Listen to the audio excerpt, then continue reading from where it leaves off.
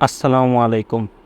জাতীয় বিশ্ববিদ্যালয়ের অর্থনীতি বিভাগের চতুর্থ বর্ষের মুদ্রা ব্যাংকিং ও অর্থায়নের ৫ নম্বর ক্লাসের আলোচ্য বিষয় হল অর্থের চাহিদার নির্ধারকসমূহ আলোচনা করো। এটি ২০১৯ সালে আসছিল। এটি অন্যভাবেও থাকে। অর্থের চাহিদা কী কী বিষয়ের উপর নির্ভর করে তা ব্যাখ্যা করো। আমরা এই প্রশ্নের সমাধানটা করি।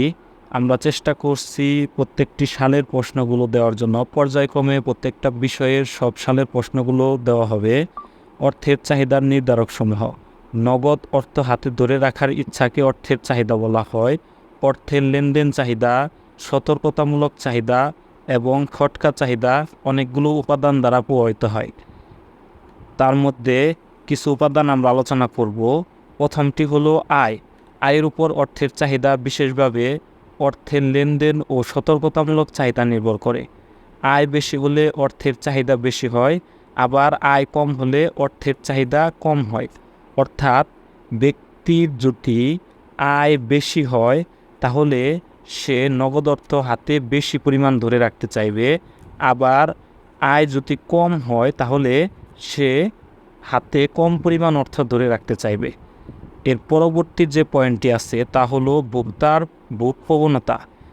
ভোক্তার ভোগ প্রবণতা অর্থের লেনদেন চাহিদাকে প্রভাবিত করে।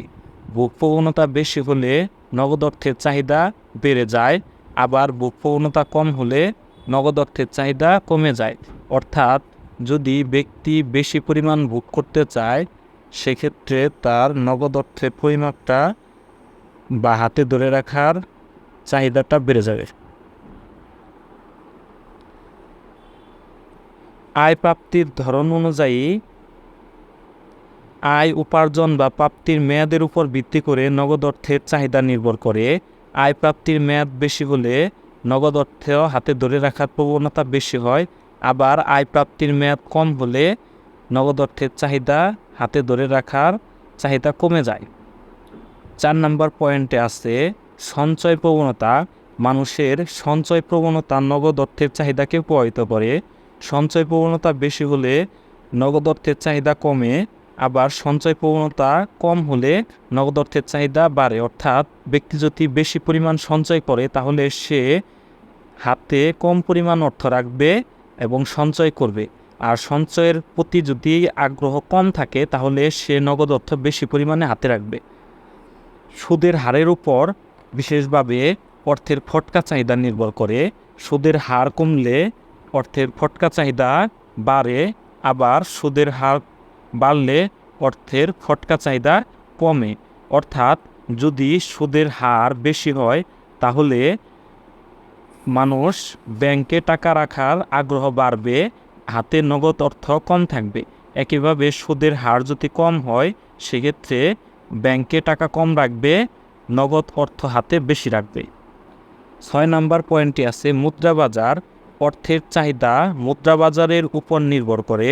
মুদ্রাবাজার উন্নত হলে নগদ অর্থ হাতে ধরে রাখার প্রবণতা মানুষের কমে যায় তথা অর্থের চাহিদা কমে, আবার মুদ্রাবাজার অনুন্নত হলে অর্থের চাহিদা বৃদ্ধি পায়। পরবর্তী পয়েন্টটি হচ্ছে দাম স্তর। দাম স্তর নগদ অর্থের চাহিদাকে প্রভাবিত করে। দাম স্তর বাড়তে থাকলে তথা মুদ্রাস্ফীতির সময় অর্থের চাহিদা বাড়ে, আবার দাম স্তর কমতে থাকলে তথা মুদ্রা সংকোচনের সময় অর্থের চাহিদা হ্রাস পায়। প্রত্যাশা অর্থের চাহিদাকে বিভিন্নভাবে প্রভাবিত করে। দাম বৃদ্ধির প্রত্যাশা, আয় বৃদ্ধির প্রত্যাশা, ব্যবসায় লোকসানের প্রত্যাশা, এই বিষয়গুলা অর্থের চাহিদাকে প্রভাবিত করে। অর্থাৎ যদি দাম বৃদ্ধির প্রত্যাশা থাকে সেক্ষেত্রে নগদ অর্থ হাতে ধরে রাখবে কম, এবং আয় যদি বৃদ্ধির প্রত্যাশা থাকে তাহলেও সে নগদ অর্থ কম ধরে রাখবে। ব্যবসায় লোকসানের যদি প্রত্যাশা থাকে, যদি এরকম হয় যে ব্যবসায় লোকসান হবে সেক্ষেত্রে নগদ অর্থ বেশি পরিমাণে ধরে রাখবে। ব্যাংক ব্যবস্থা যদি উন্নত হয় সেক্ষেত্রে নগদ অর্থের পরিমাণ কম রাখবে, আবার ব্যাংক ব্যবস্থা অনুন্নত হলে সেক্ষেত্রে নগদ অর্থ পরিমাপ হাতে বেশি রাখবে। ব্যাংকের সিকিউরিটি যত বেশি হবে, মানুষ ব্যাংকে টাকা রাখতে তত বেশি আগ্রহী হবে, হাতে নগদ অর্থের পরিমাণ কমবে। সামাজিক নিরাপত্তা অর্থের চাহিদাকে, বিশেষ করে অর্থের সতর্কতামূলক চাহিদাকে প্রভাবিত করে। সামাজিক নিরাপত্তা থাকলে বর্তমানে লেনদেনের চাহিদা বাড়ে এবং ভবিষ্যতের জন্য অর্থ জমিয়ে রাখার প্রবণতা কমে।